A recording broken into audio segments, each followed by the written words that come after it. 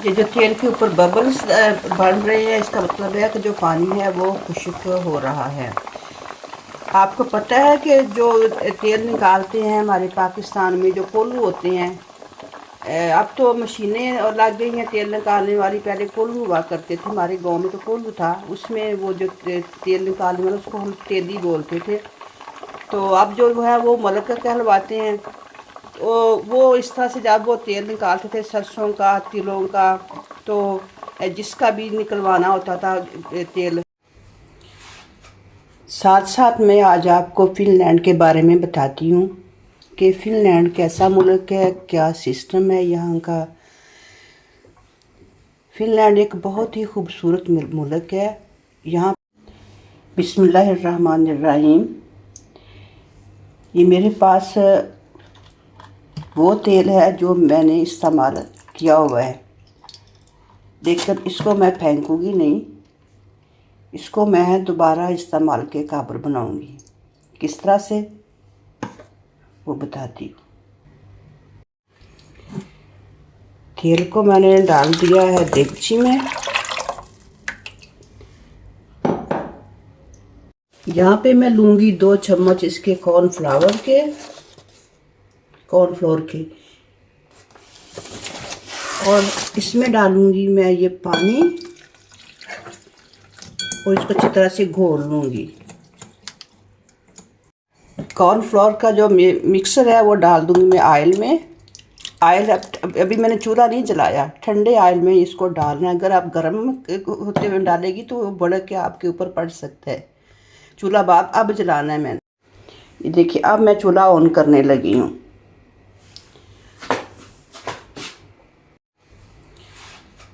साथ साथ मैं आज आपको फ़िनलैंड के बारे में बताती हूँ कि फ़िनलैंड कैसा मुल्क है, क्या सिस्टम है यहाँ का।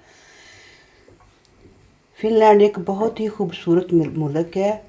यहाँ पे सबसे ज़्यादा जो इसका रकबा है उस पे जंगलात है, और बहुत सी हज़ारों की तादाद में यहाँ पे लेक्स पाई जाती हैं। यहाँ पे बहुत ही अच्छा सिस्टम है। यहाँ पे सबसे बड़ा अच्छा सिस्टम इनका ये है कि कोई भी किसी के मज़हब पे अटैक नहीं कर सकता। यहाँ का कानून है कि अगर कोई किसी के मज़हब को बुरा कहेगा या उसके बारे में कुछ कहेगा तो उसकी बाकायदा इन्होंने सज़ा रखी हुई है, जो जेल है। दूसरा, यहाँ पे जो एजुकेशन सिस्टम है वो बिल्कुल फ्री है, यूनिवर्सिटी तक फ्री है, कोई फ़ीस नहीं है। स्कूलों में बाकायदा तौर पे यहाँ पे लंच भी दिया जाता है, यूनिवर्सिटी में भी लंच दिया जाता है। जब 7 साल का बच्चा होता है तो तब वो फर्स्ट क्लास स्टार्ट करता है, स्कूल जाता है। 7 साल वो किंडरगार्टन बनाए हुए हैं इन्होंने, यहाँ पे बच्चों को रखा जाता है। सुबह वालिदैन छोड़ आते हैं 8 बजे, और 4:30 से 5 बजे तक उनको ना वहाँ से पिक कर लेते हैं। यहाँ पे जो है ना, जो बेरोज़गार लोग हैं उनके लिए इन्होंने जो मुल्क भी सोशलिस्ट है। जो बेरोज़गार है उनके लिए सोशल का इंतज़ाम है, उनको घर देते हैं, खाने पीने के लिए जो है रोटी का ख़र्चा महीने का वो देते हैं। जो रोटी का ख़र्चा है वो 700 से लेके 800 तक यूरो है, और घर देते हैं। तो घर में सारी सहूलतें होती हैं, बिजली उनके लिए फ्री होती है बिल्कुल, जितनी भी वो इस्तेमाल कर लें। जो किराया है वो गवर्नमेंट देती है। उसके बाद जो काम करते हैं यहाँ पे उनको तो किराया खुद देना पड़ता है, और बिजली के बिल भी उनको खुद देने पड़ते हैं। और मेडिसिन जो है वो उनके लिए भी फ्री है जहाँ पे वो काम करते हैं। फिर वो जो बिल्स होते हैं, जो मेडिसिन का जो खर्चा होता है वो उनसे लेते हैं जहाँ जिसके वो एम्प्लॉय होते हैं। जो बेरोज़गार होते हैं, जो उनकी मेडिकल है, जो जितनी मेडिसिन है वो गवर्नमेंट उनको पे करती है। और जहाँ बच्चों को पैदा होते ही वजीफ़ा दिया जाता है। पहले जो पहला बच्चा है उसको 94 या 94 यूरो दिए जाते हैं, जो 18 साल मिलने हैं, 18 साल तक उसको मिलने। जो दूसरा बच्चा होता है उसको 104 यूरो मिलने हैं 18 साल तक। जो तीसरा हो उसको 133 मिलने हैं 18 साल तक, और जो चौथा हो उसको 163 यूरो मिलने हैं 18 साल तक। और जो पांचवा बच्चा उसको 182 मिल रहे हैं। यानी इस तरह से 6-7 जब वो इससे आगे बढ़ते जाएंगे बच्चे, उस हिसाब से उनके जो वजीफ़े हैं वो बढ़ते जाएंगे। तो जो माँ होती है बच्चे वाली 7 साल तक वो बस में सफ़र करे वहाँ पे शहर के अंदर अंदर, तो उसको जितने भी इलाके लगते हैं 7-7 वहाँ तक वो जाए तो उसकी जो टिकट होती है बच्चे के साथ वो फ्री होती है। यहाँ पे जो तनख्वाह है वो घंटे के हिसाब से मिलती है, मंथ के हिसाब से नहीं मिलती, घंटे के हिसाब से तनख्वाह दी जाती है। खा वो खाकरूब हो, प्लम्बर हो, जो भी हो। और यहाँ पे जो लोग हैं वो ऐसे नहीं कि कोई उठा है तो वो किसी फील्ड में चला गया, उसके पास भी कोई प्रोफेशनल चीज़ नहीं है। यहाँ पे बाकायदा प्रोफेशनल उनको उनको कोर्स कराए जाते हैं, उसके बाद वो किसी डिपार्टमेंट में, जैसे प्लम्बर है, प्लम्बर के लिए बाकायदा कोर्स होता है, इलेक्ट्रीशियन के लिए बाकायदा कोर्स होता है, तो फिर उनको जॉब मिलती है। यहाँ पे कोई फरमाइश सिस्टम नहीं है, कोई रिश्वत नहीं है, किसी जो मेरिट पे आया है उसको उसका हक ज़रूर मिलना है। यहाँ पे कोई किसी किस्म का ख़तरा नहीं होता। हम बेशक रात के लिए और रात के 1 बजे निकल जाएं, 12 बजे निकल जाएं, 2 बजे निकल जाएं, किसी किस्म का कोई भी यहाँ पे ख़तरा नहीं होता। कानून जो है वो इनका जो है वो सख्त है इस मामले में, बहुत ज़्यादा। कोई किसी को यहाँ पे रेप नहीं कर सकता क्योंकि कानून बहुत सख्त है।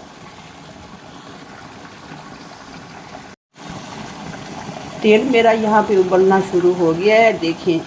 अगर मैं गरम तेल में वो गरम होते हुए तेल में डालती तो ये भड़क पड़ना था। इसको जो कॉर्नफ्लोर घोल के डालना है वो बिल्कुल ठंडे ऑयल में डालना है।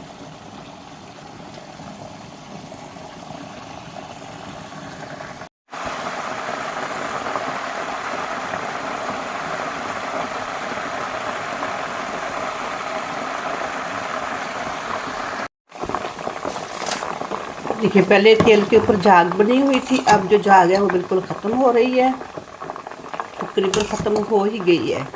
लेकिन अभी भी उसमें ये जो आवाज़ आ रही है ना, इसका मतलब है कि अभी इसमें पानी है। जो जब आवाज़ ये ख़त्म हो जाएगी ना ऐसी ये, तो उसके बाद जिसका पानी जो डाला था मैंने कॉर्नफ्लोर में मिक्स करके वो ड्राई हो गया हो जाएगा, तो उसके बाद फिर ये तैयार हो जाएगा। अब अभी तक इसका पानी खुश्क नहीं हुआ, अभी ये आवाज़ आ रही है जो पानी की। जब ये आनी बंद हो जाएगी तो उसका मतलब है फिर तेल जो है वो तैयार हो जाएगा। जो पानी डाला था ना उसको बिल्कुल ड्राई करना है इसमें।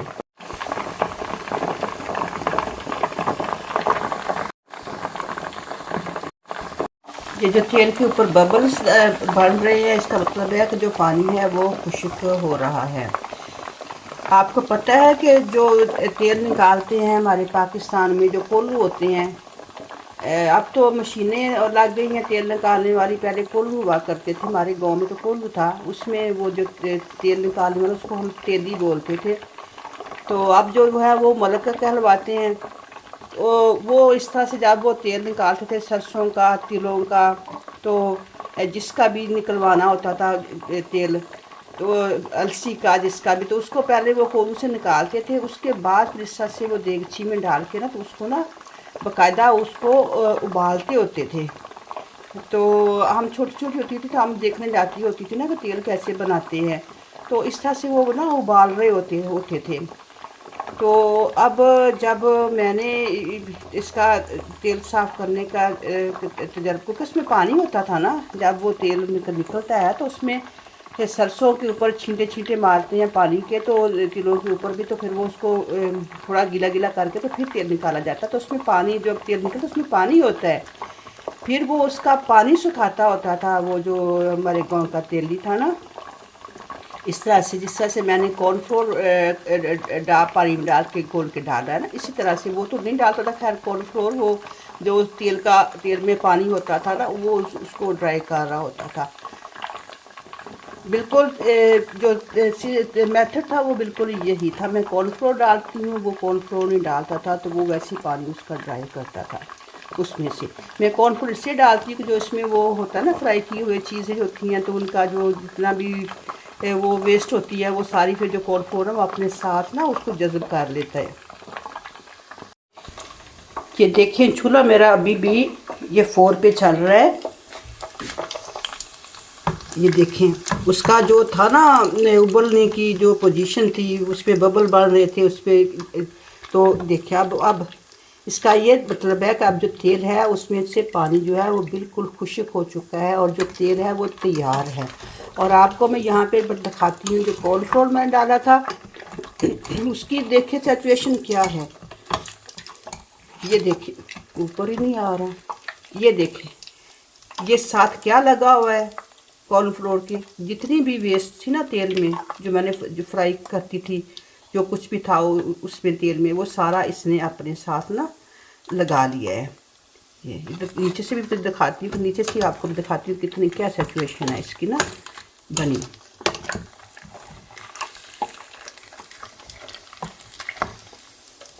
ये देखें और तेल की सिचुएशन देखें, बिल्कुल ऐसे बन गया जैसे बिल्कुल मैं ना नया लाई हूँ। इस्तेमाल शुदा जो तेल है उनको कभी भी ज़ाया ना करें और उसको बार बार इस्तेमाल भी ना करें, क्योंकि वो ग्रीसी बन जाते हैं तो वो ख़तरनाक हैं। अगर आप इस तरह से साफ़ कर लेंगे ना तो ये दोबारा काबिल इस्तेमाल हो जाएगा और ये हेल्दी भी हो जाएगा। अब ये ठंडा होगा तो फिर मैं इसको आपको दिखाती हूँ।